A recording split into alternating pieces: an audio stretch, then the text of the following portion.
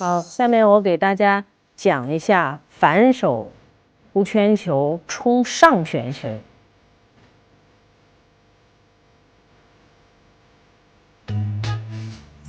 那么我们还是从准备姿势开始。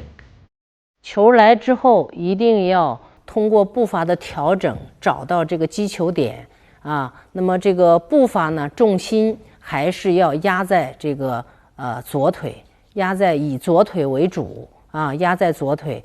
那么前臂回收的这个高度，刚才我们讲的是拉下旋球高调，那么起手可以低一点。现在是冲上旋球，那么起手就要高一点，根据来球来定这个起手的这个高度，基本上要平行的向后拉手啊，向后引拍。引拍的同时还有什么板头也是向后展开啊，手臂向后引拍，完成击球前的准备动作。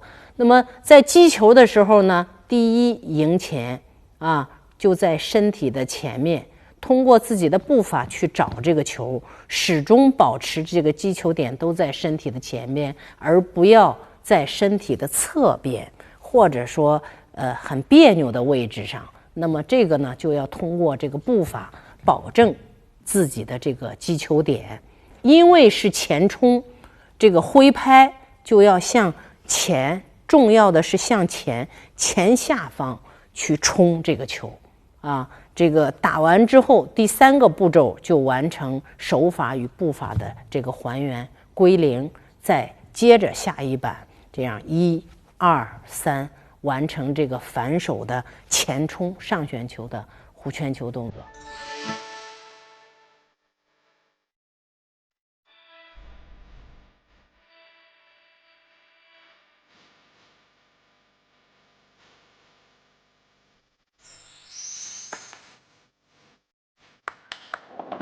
好，我们看李代元同学这个冲上旋球、引拍拉手，包括这个板头的这个引拍，都是向后，就没有后下方，而是直接向后引拍拉手，直接向前下方。那么在击球的过程当中，大拇指和食指一定要从后向前，大拇指和食指一定要有一个抓握，手指手腕要有一个抓握的这个瞬间发力、瞬间的爆发力。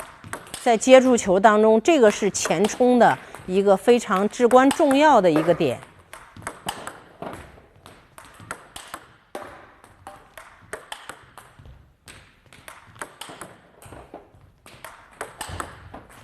每一板球一定要做到击球前的准备，你才可以发出力来。所以说，之前的引拍以及这个右肩找左胯这个动作是非常需要的。那么出界的时候是由于大拇指用力不够，才会造成出界。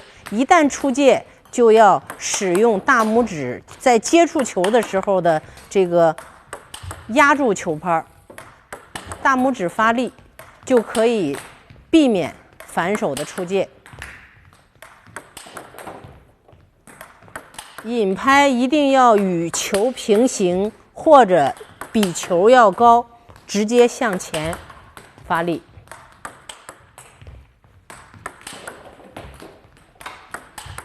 好。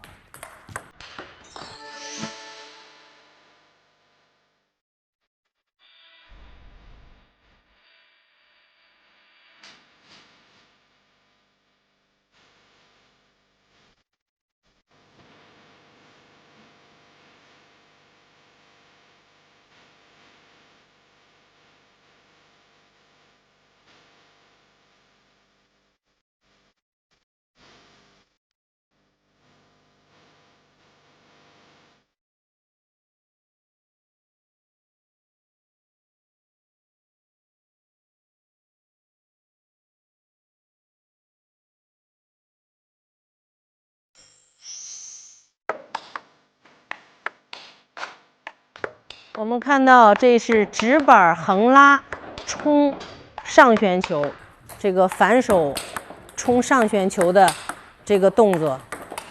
我们看李佳悦同学这个反手非常帅，像将军拔剑一样啊，反手冲弧圈球。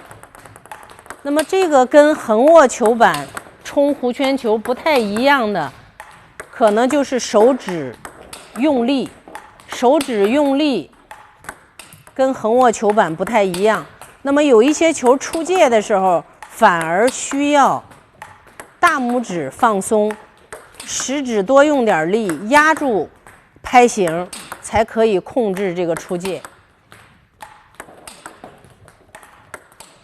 接触球的这一刹那瞬间的这个爆发力，尤其是手指手腕，这个发力被称之为按劲儿，按劲儿用足。